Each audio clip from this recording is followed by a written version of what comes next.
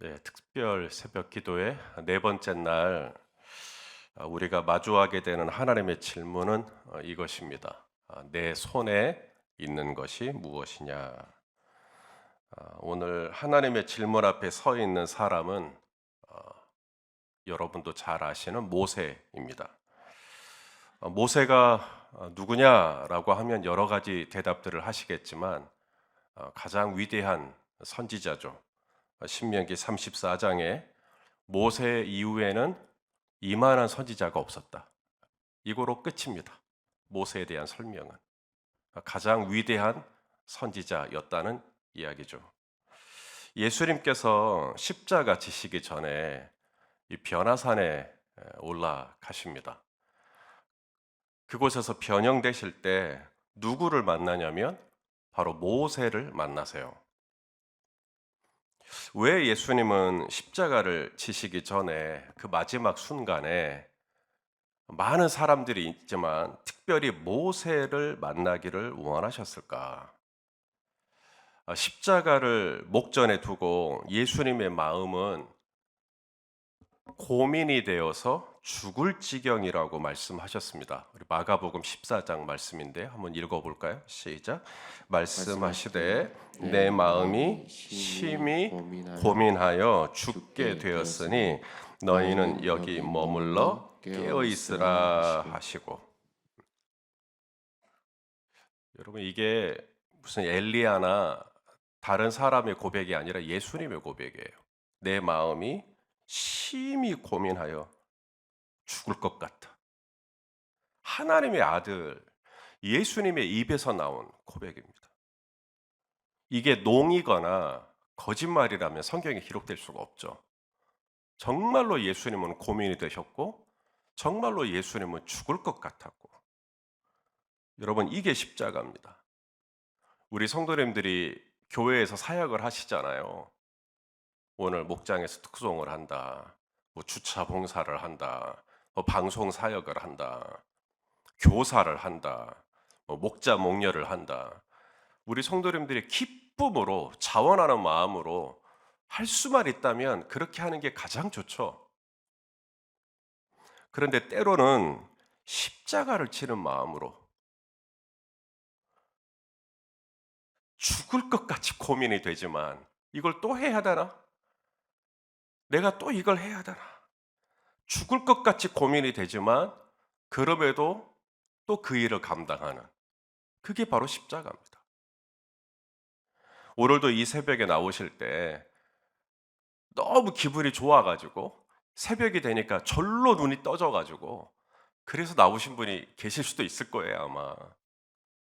근데 어제 우리 한자경 집사님 반주하셨는데 SNS에 보니까 알람을 4개나 맞추고 예, 잠들까 봐 그래서 뭐 거의 뭐 1시간밖에 못 자고 나왔다고 그렇게 말씀하시더라고요. 누군가에게는 그렇게 자리를 지키는 겁니다.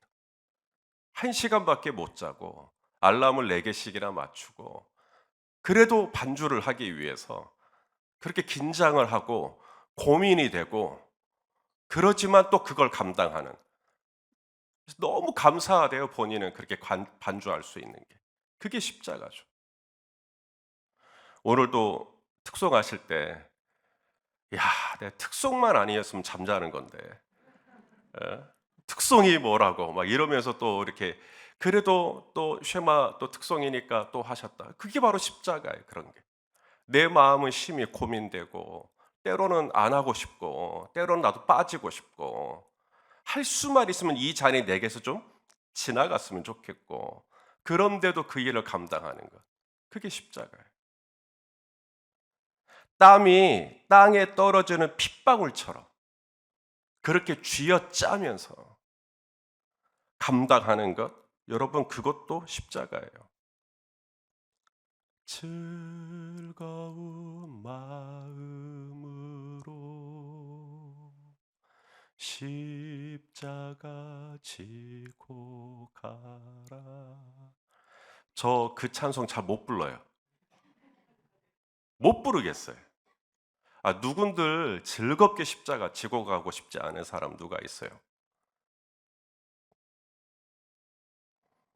근데 고민이 된단 말이죠. 이제 고민이 되는데 그것 때문에 잠을 못 이룰 정도로 고민이 되는데 밥이 넘어가질 않아요. 고민이 되는데 입 천장이 다 까져버려요. 고민이 되는데 원형 탈모가 생깁니다. 번민으로 가득해요. 여러분, 그때 예수님 옆에 누가 나타났냐면 모세가 나타났어요.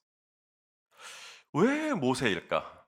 모세는 예수님의 고민을 누구보다 잘 이해하는 사람.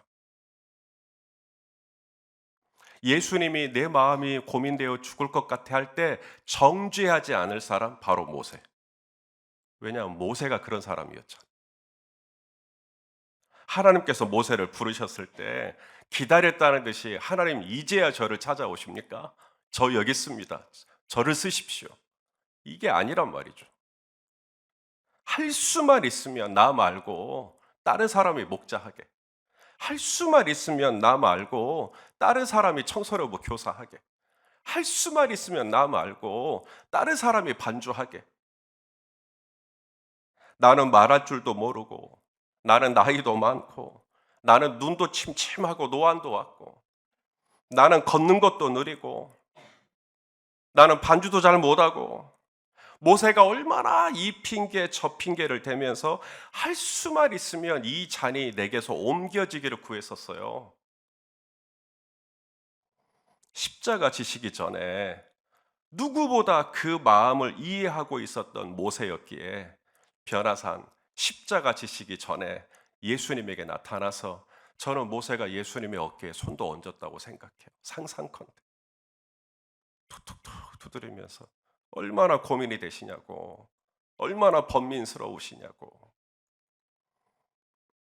오늘 본문도 보세요. 모세가 또 고민을 해요. 이번에는 모세가 무슨 고민을 하냐면 사람들이 자기를 안 믿어주면 어떡할까 이런 고민을 해요.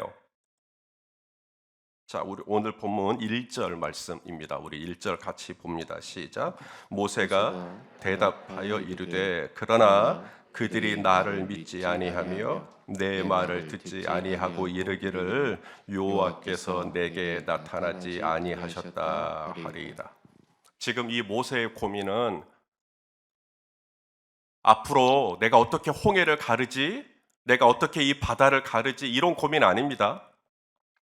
내가 음식이 떨어지면 내가 이 백성을 광야에서 어떻게 먹이지? 이런 고민 아니에요. 광야를 지나다가 물이 떨어지면 이 많은 사람들을 내가 어떻게 물을 마시게 하지? 어떻게 목을 축이게 하지? 지금 이런 고민이 아닙니다. 불뱀과 전갈이 드글거리는 광야에서 어떻게 이들을 보호하지? 신발이 다 낡아 떨어지고 옷도 다 헤어질 텐데 어떻게 내가 그것을 책임지지? 뜨거운 한낮의 온도가 40도가 넘어가는 광야를 어떻게 이 백성들을 보호하지? 밤에는 그 추울 텐데 어떻게 하지? 지금 이런 고민이 아니라고요. 사실 나중에 광야 40년을 걸으면서 모세가 직면하게 되는 고민에 비하면 지금 모세가 하고 있는 고민은 얼마나 하찮은 겁니까? 사람들이 나를 안 믿어주면 어떡하죠? 우리도 그래요. 지금 내가 하고 있는 고민이 전부 같아요. 지금 내가 하고 있는 고민 때문에 나는 죽을 것 같아요. 그런데 사실 10년 뒤, 20년 뒤, 40년 뒤에서 돌아보면 내가 지금 하고 있는 이 고민은 아무것도 아닌 고민일 수도 있다는 겁니다. 땅에 있을 때는 63빌딩이 크죠. 롯데타워가 크고. 하지만 비행기를 타고 조금만 올라가면 다 거기서 거기고. 모세가 왜 이런 고민을 할까요? 사람들이 나를 안 믿어주면 어떡해요? 모세의 고민의 뿌리가 뭐냐면 자신의 부끄러운 과거 때문입니다. 과거에 모세가 한 일이 있어요. 실수죠. 바로 사람을 쳐 죽여버렸습니다. 애굽 군인 한 사람을 주위를 둘러보니까 아무도 없네요. 보는 사람이 없어요. 그래서 쳐서 죽여버리고 모래에 파묻었어요. 그런데 이게 발각이 된 겁니다. 그래서 도망을 쳐서 미디안 광야까지 와서 지금 목동 생활을 하고 있는 겁니다. 그로부터 40년이 지났어요. 40년. 여러분, 공소시효라는 게 있습니다. 최초의 범죄가 행해지고 이 죄에 대한 처벌이 없어지는 시효가 있어요. 우리나라에도 공소시효가 있어요. 짧게는 7년. 공소시효 중에 가장 긴 게 25년. 내란죄예요. 국가 내란죄. 여러분, 가장 긴 공소시효도 25년인데 지금 모세는 40년이 지났단 말입니다. 어쩌면 애굽에서는 더 이상 모세의 죄를 기억하는 이 아무도 없고 누구도 문제를 삼지 않을 거예요. 근데 누구만 문제를 삼을까요? 나만 문제를 삼는 거예요. 나만 그 상처가 10년, 20년, 30년, 40년이 지났는데 아직도 나만 그게 문제인 거예요. 40년이 지나도 여전히 모세는 악몽을 꾸는 겁니다. 그날 애굽 분인을 치고 모래에 파묻고 사람들에게 발각이 되고 막 그게 막 어제 일처럼 아직도 꿈이 꾸어지는 거예요.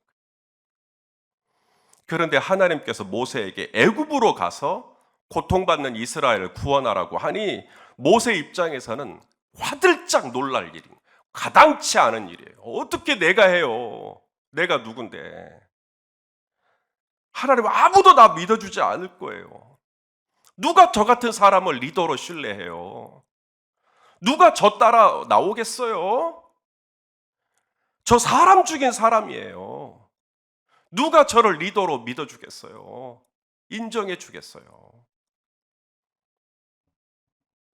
하나님도 벌써 40년이 지난 일이니까 모세가 한 일을 깜빡 까먹고 모세를 콜링하신 것 아니죠.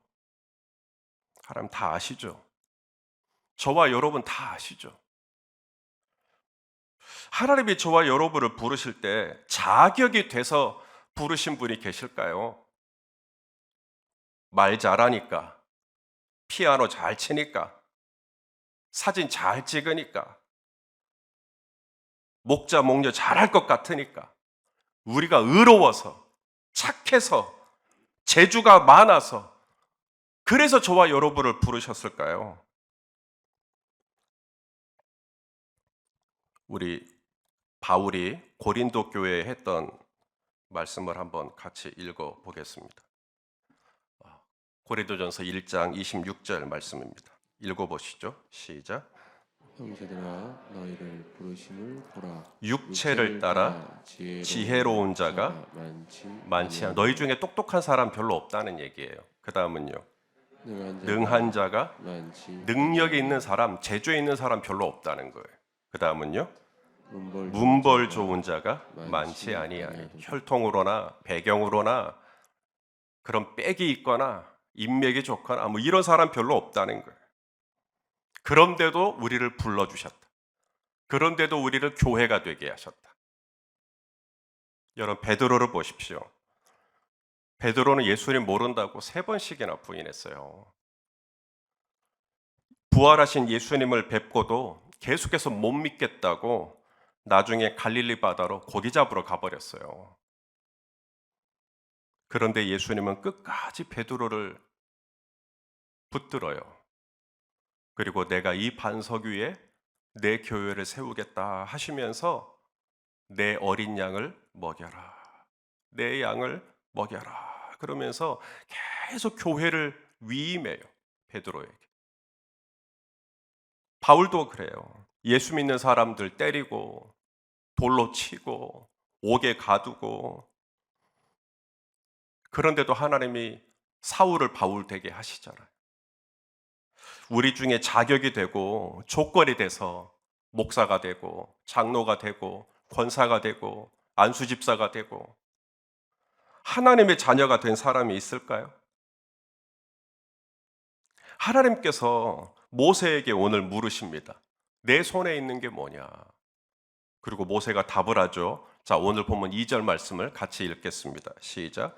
여호와께서 그에게 이르시되 내 손에 있는 것이 무엇이냐? 그가 이르되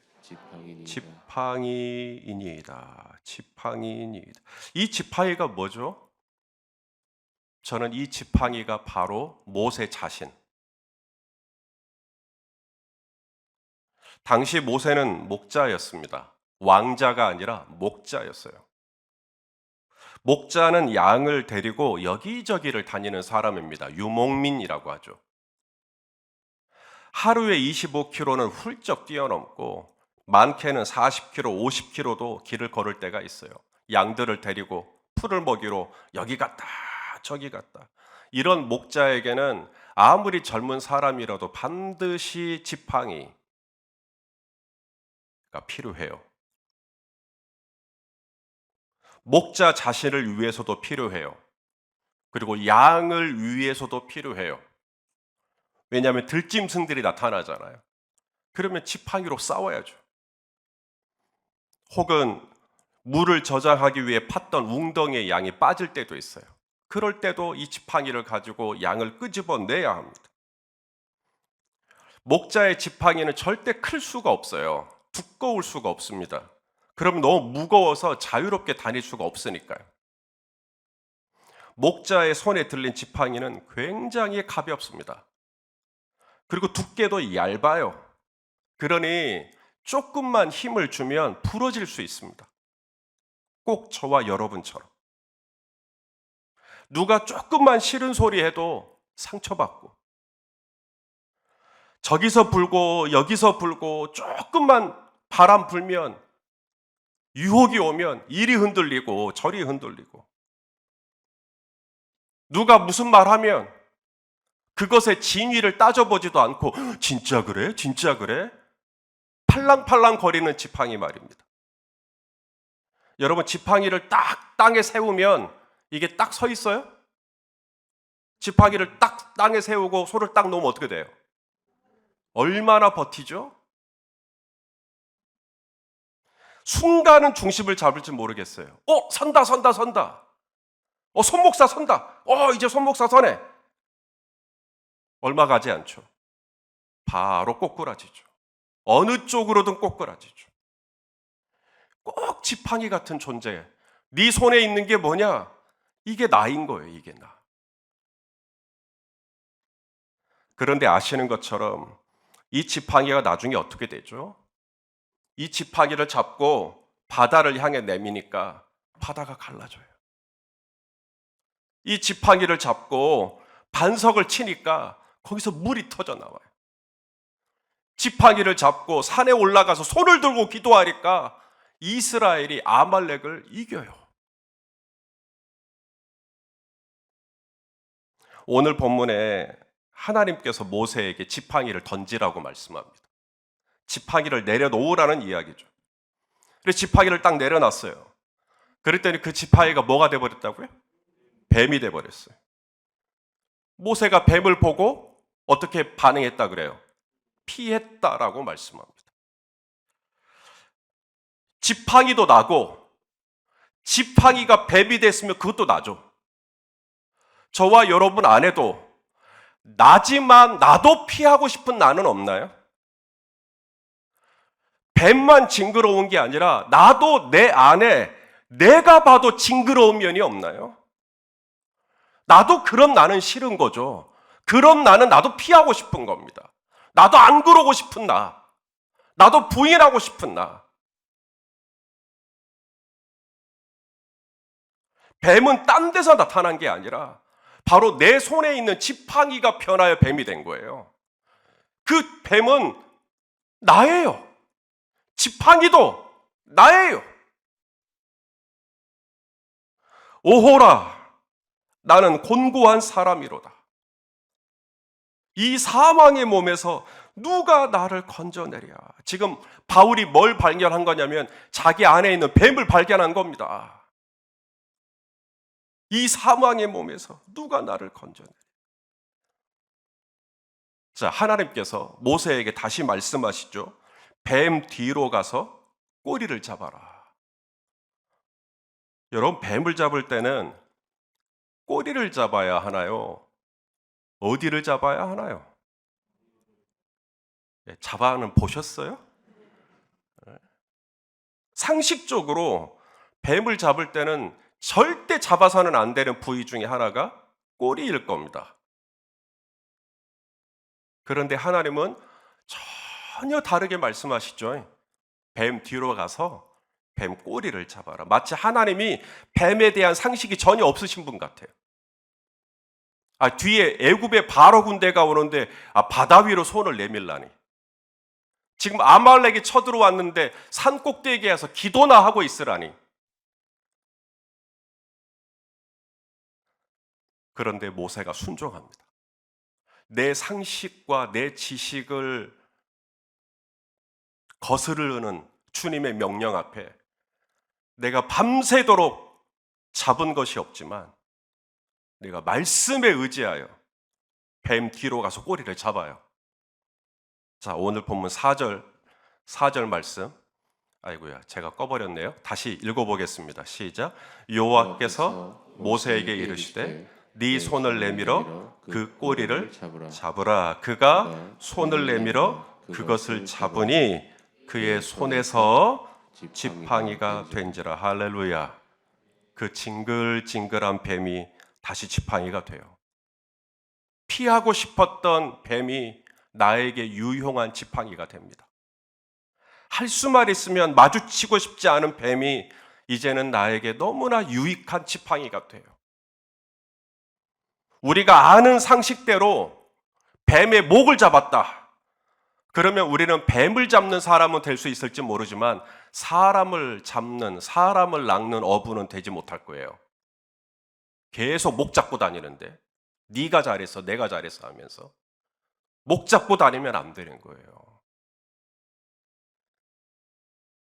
뱀이 지팡이가 된 것은 내 생각, 내 상식, 내 기분, 내 감정대로 했을 때가 아니라 오직 하나님의 말씀에 순종할 때였습니다. 내 안에 있는 뱀과 같은 혈기, 내 안에 있는 뱀과 같은 간사함, 내 안에 있는 이 뱀과 같은 어떤 성질들, 이것이 지팡이처럼 유용한 것으로 바뀔 수 있는 방법은 딱 하나밖에 없어요. 예수 그리스도의 말씀에 순종하는 것입니다. 순종이 답이에요. 순종이 해답입니다. 순종이 대안입니다. 순종이 모든 것입니다.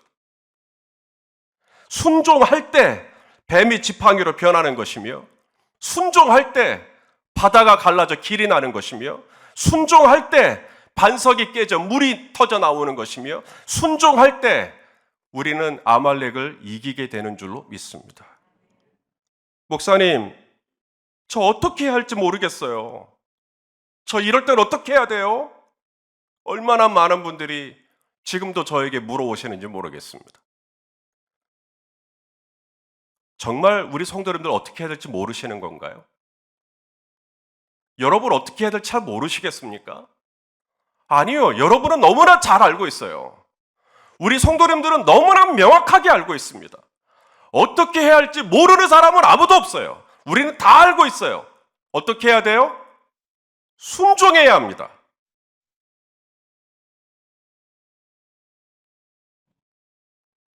우리가 할 일은 순종하는 거예요. 포도주가 떨어졌는데 물을 채워라. 아니, 포도주가 떨어졌는데 왜 물을 채워요? 아니, 포도주가 떨어졌는데 왜 묵상을 해요? 포도주가 떨어졌는데 왜 기도를 하라는 거예요? 포도주가 떨어졌는데 왜 예배를 드리라는 거예요? 포도주가 떨어졌는데 포도주를 채워야지. 그런데 주님이 말씀하시죠. 항아리에 물을 채워라. 성도 여러분, 채우면, 순종하면 역사가 일어날 줄로 믿습니다. 여리고성이 저렇게 높은데 하루하루 이렇게 성 주위를 맴돈다고 뭐 달라지겠어요? 제 남편이 저렇게 견고한데 내가 뭐 어떻게 한다고 뭐 달라지겠어요? 저 집사님이 저렇게 완고한데 제가 뭐 어떻게 한다고 달라지겠어요? 주님이 말씀하십니다. 그냥 돌아라. 도는 건 내 몫이고 하나님께서 역사하실 것은 하나님이 일하여 주실 줄로 믿습니다. 여러분, 힘든 건 여리고성이 무너지는 게 힘든 게 아니라 내가 순종을 안 하려고 하는 게 힘든 거죠. 아니, 물을 채우라 하면 물을 채우면 될 것이고, 성을 돌아라 그러면 성 돌면 될 것이고, 바다를 향해 손을 내밀어라 하고, 이게 뭐가 어렵다고. 그런데 계속 우리는 어려운 거예요. 그것 때문에 끙끙대는 거예요. 뱀 뒤로 가서 꼬리를 잡아라, 극적극적거리는 거예요. 아, 이게 될까, 이게 될까. 하나님이 원하신 것은 성공이 아니라 순종입니다. 사실 가장 힘든 건 하나님의 말씀이 있을 때 그 말씀 앞에 내가 어떻게 반응하느냐 하는 것이 어쩌면 우리가 넘어야 할 가장 큰 산일지 모르겠어요.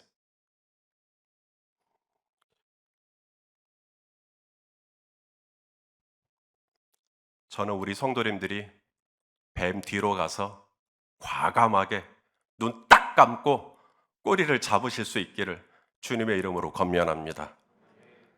물리면 물리리라. 죽기만 더하겠냐 하는 마음으로 주님이 뒤로 가서 잡아라. 그러면 잡는 거예요.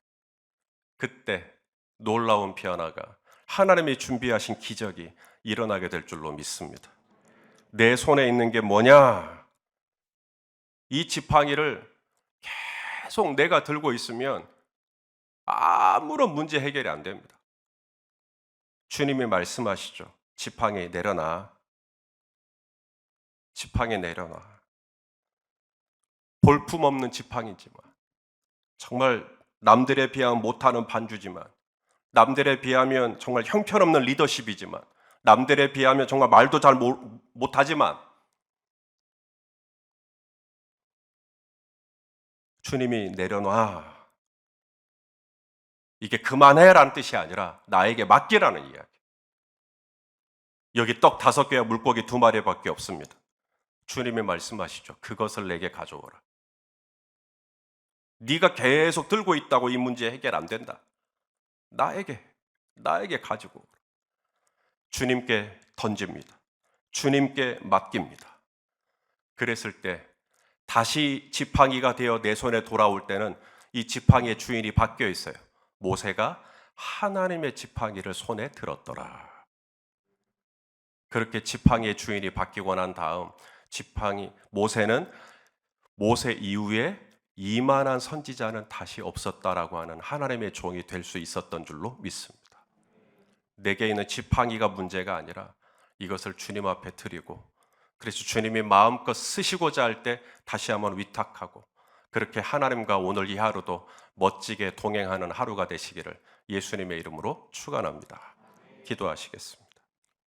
존귀하신 하나님, 지팡이 같은 우리를 불러주시고 오늘도 이 모양 저 모양으로 교회를 위하여, 주님의 나라를 위하여, 누구는 캠퍼스에서, 또 누구는 병원에서, 또 누구는 식당에서 하나님이 이렇게 저렇게 아버지 하나님의 영광을 나타내기 위해 우리 성도님들을 사용하여 주시는 것을 진심으로 감사합니다. 내게 있는 게 뭐냐라고 물으면 지팡이밖에 없다고 말할 수밖에 없는 누추한 처지지만, 주님은 부끄러워하지 아니하시고 그런 지팡이를 사용하셔서 바다를 가르고 하늘에서 음식이 떨어지게 하는 하나님의 놀라운 도구로 우리 성도님들을 쓰시고자 하시니 감사합니다. 오 아버지, 우리의 삶을 주님께 일체를 올려드립니다. 나는 부족하지만 주님은 강하시고, 나는 미련하지만 주님은 지혜로우시니 오늘도 주님이 말씀하시는 그 말씀 앞에 순종하며 뱀 뒤로 가서 꼬리를 잡는 우리 성도님들 다 되어질 수 있도록 인도해 주시옵소서. 예수님의 이름으로 기도하옵나이다. 아멘.